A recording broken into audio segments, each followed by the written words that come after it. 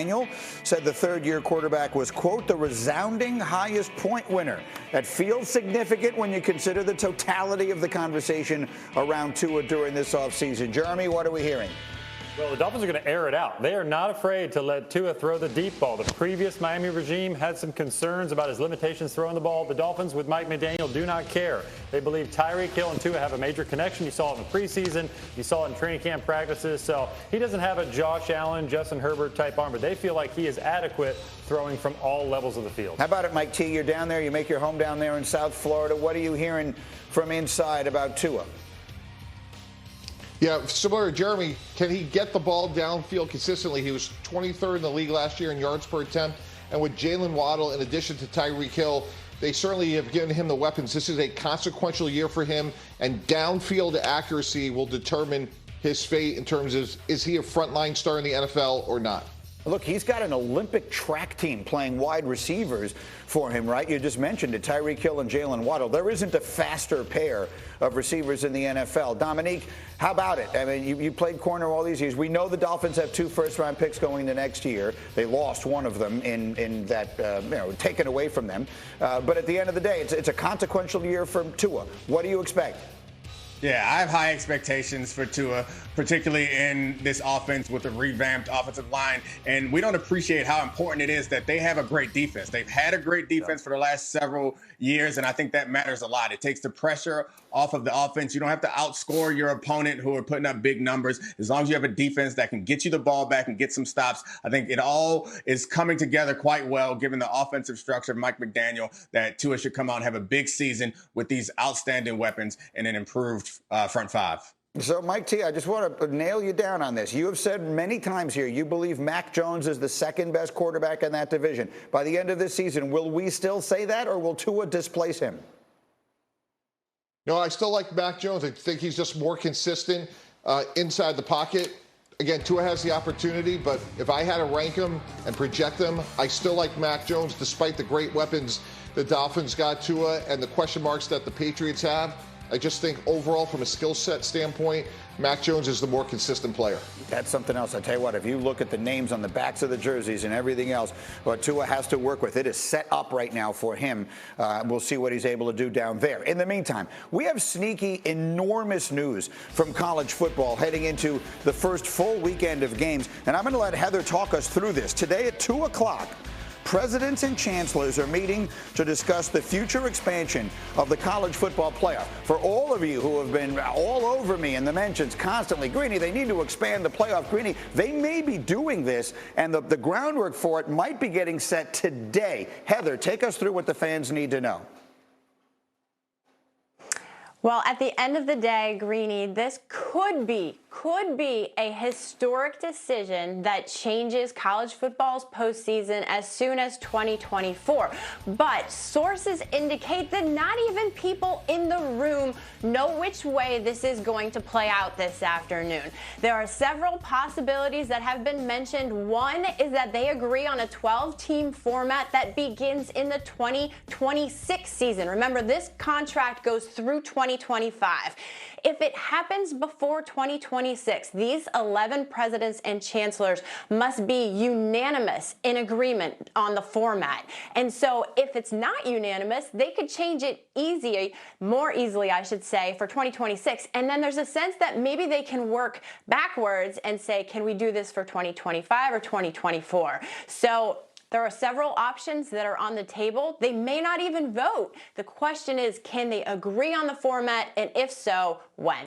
And I just want to underline the most important word you used in all of that was 12. Is that what we are hearing that the conversation will be about? Remember, there's 4 teams in this thing now. About a 12-team playoff?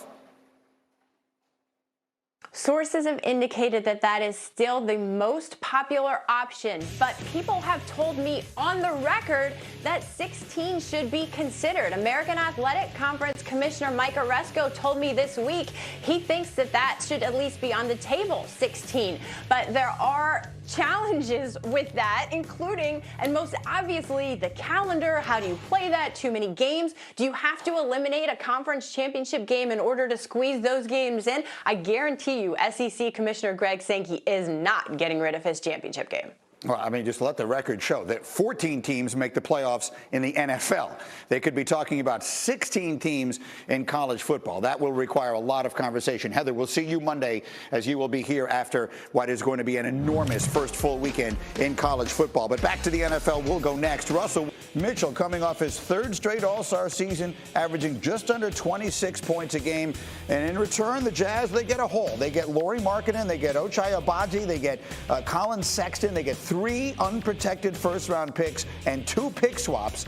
Sexton was the 8th pick in the draft once upon a time, member of the all-rookie team. He will sign a 4-year, $72 million fully guaranteed deal as part of a sign-and-trade. Now, the first reaction you wanted was from New York Knicks fan Stephen A. Smith yesterday. Here's how he feels. You see what I'm saying?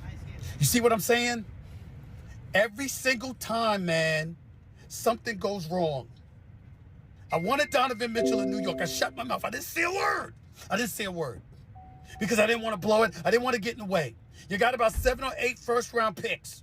You got R.J. Barrett, you got Julius Randle, you got Toppin, you got Emmanuel Quickly, and you still couldn't get Donovan Mitchell. You still couldn't get him. So once again, we're going to go into another season, and the New York Knicks are devoid of a star. They're somewhere other than in a New York Knicks uniform. See, this is what I'm trying to say, man. They make me sick. Nothing ever gets done in New York with the Knicks. Nothing. Nothing.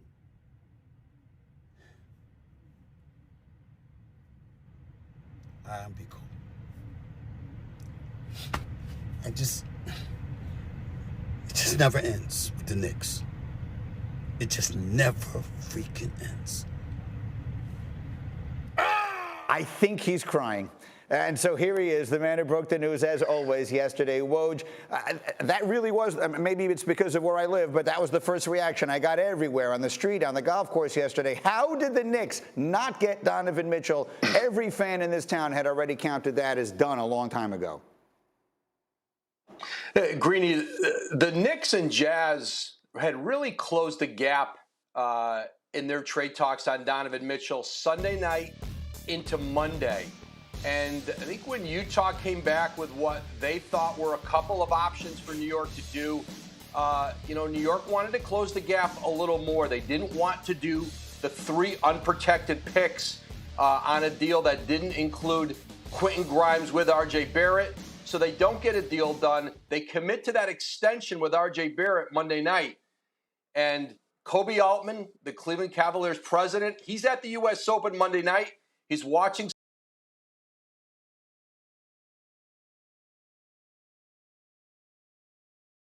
Serena Williams. He sees our reporting that the talks had broken down with New York. And over the next 48 hours, they negotiated this deal for Donovan Mitchell. Utah never called back New York to give them a chance to top it. And so that agreement was reached yesterday afternoon, and now the Cavaliers are loaded in the Eastern Conference with Donovan Mitchell. That's exactly right. How would you describe the magnitude of this? Because I don't know that people paid much attention last year to just how good Cleveland was for a lot of the season, and they had a bunch of injury problems. But with Donovan Mitchell in the fold, I mean, this is a legitimate team to be reckoned with in the Eastern Conference, yes? This is a team that may have as many as 4 all-star caliber players, and they're young. This is a team that's not only going to be really good now, they are built to be really good for a very long time, a force in the Eastern Conference and beyond. And Donovan Mitchell, 3 years left on his deal, and he's from New York. Certainly the idea of playing at the Garden, playing for the Knicks, really appealed to him. But I know that he was really enthusiastic last night when he talked to the Cavaliers, started to talk to his new teammates, and saw, like everyone else does, just how deep, how talented, how good this team is going to be. And now New York, they go back without any player of that caliber available in the marketplace. New York does have a lot of assets, and certainly, they're banking on R.J. Barrett with his new $100 million deal to make another step this season. And of course, they added Jalen Brunson in the offseason. All right, I need you to call Stephen A. for me, okay? Because I'm a little worried about it. We got to make sure that he's all right. That's Woj again with